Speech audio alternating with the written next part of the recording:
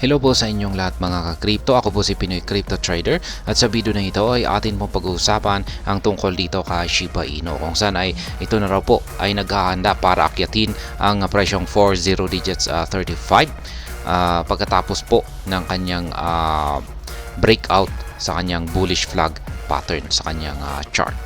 Kaya yan, bago po tayo magpatuloy ay nais ko lamang po munang bigyang linaw ang aking disclaimer kung saan ang nilalaman po ng video na ito ay hindi po ito isang financial advice. For education and information purposes lamang po ang layunin nito.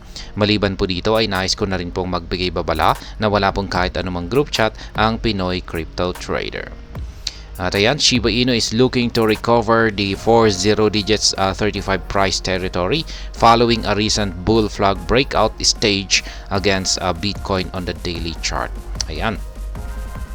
Karoon po kasi ng breakout, may chart po dito na meron po silang ibinahagi na chart dito kay mula po ito kay Dygark. Ayan, si Dygark po ang may nakapag-identify sa bullish flag pattern na ito. Ayan, ito po yan. Ayan, yung mga dotted lines po na ito. Ayan, at makikita natin na nagkaroon siya ng breakout dito. Sa daily chart time frame po ito mula sa datos ni Bitfinex. Ayan, yun nga lang at meron pong isang horizontal resistance line naman dito kung saan po siya bumangga. At ito ay nagko-consolidate sa ilalim nito. She breaks above the bull flag. Ayan, nabasag daw ni Shiba Inu yung upper portion ng bullish flag pattern na ito. At ayan na nga po. Yan, yung malaking kulay puti na candlestick na yan, tumagos po siya. Ayan, pero sa atin, yung technical analysis natin kanina dito kay Shiba Inu ay wala pa po tayong breakout dito. Mula naman po ito sa datos ni Binance.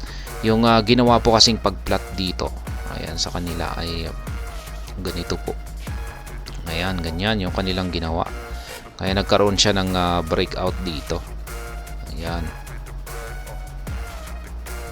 Pero sa atin ay ayan, ganito po yung ating pattern dito.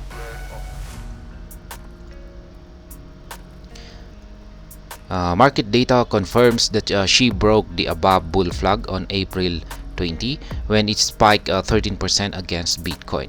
Ayan, nagkaroon po ng breakout noong April 20 nung umangat po ng 13% ang market price ni Bitcoin. Kaya hinatak po niya itong si Shiba Inu. Dahil sa kanyang paghatak dito ay nagkaroon na ng breakout sa bullish flag pattern ni Shiba Inu. Kaya ayan po siya.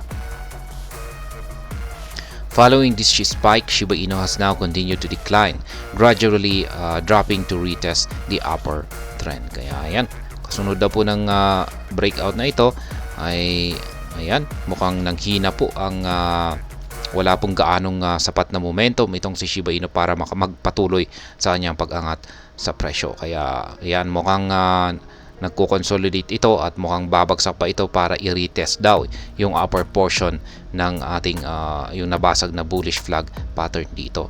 Kaya posible pong babagsak ito sa mga susunod na araw. At this price, she would trade at 40 digits 35 level if Bitcoin returns to its price of $68,000. Kaya yan. Sa ngayon ay posible daw pong umangat ang presyo ni Shiba Inu sa presyong 40 digits 35 kung sakaling si Bitcoin ay makaka-recover at babalik sa presyong $68,000. Kaya ayan, sa ngayon ay ang presyo po ni Bitcoin ay naglalaro sa 63,774.87. Kaya ayan po siya.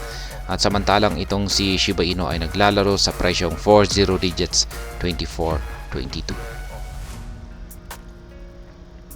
A market analyst asserted that last week that SHIB is about to record a second leg of an uptrend, which could ultimately lead to a 409% surge to 30 digits 125. Yan, na-content na rin po natin ito. Isang analyst na isang kilalang crypto analyst na nagbahagi ng kanyang analysis dito kay Shiba Inu na si SHIB ay naghahanda na raw para buuin ang kanyang second leg na uptrend.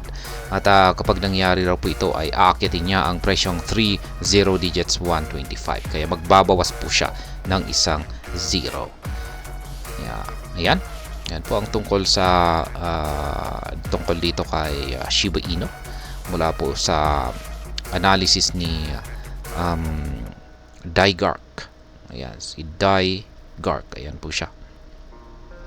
Na ayon sa kanya ay naghahanda pong akyatin ni Shiba Inu ang presyong 40 digits 35 dulot po ng bullish flag breakout dito na naranasan ni Shiba Inu itong nakalipas na araw.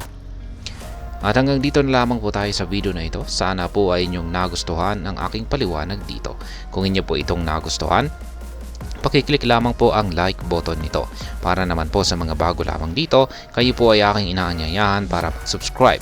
Pakiclick na rin po ang bell icon nito dahil ito po ang siya magsisilbing notification nito sa mga bago kong videos na aking pong ina-upload sa aking YouTube channel na ito. Marami pong salamat sa panonood. Ingat po tayo lagi at God bless po sa ating lahat.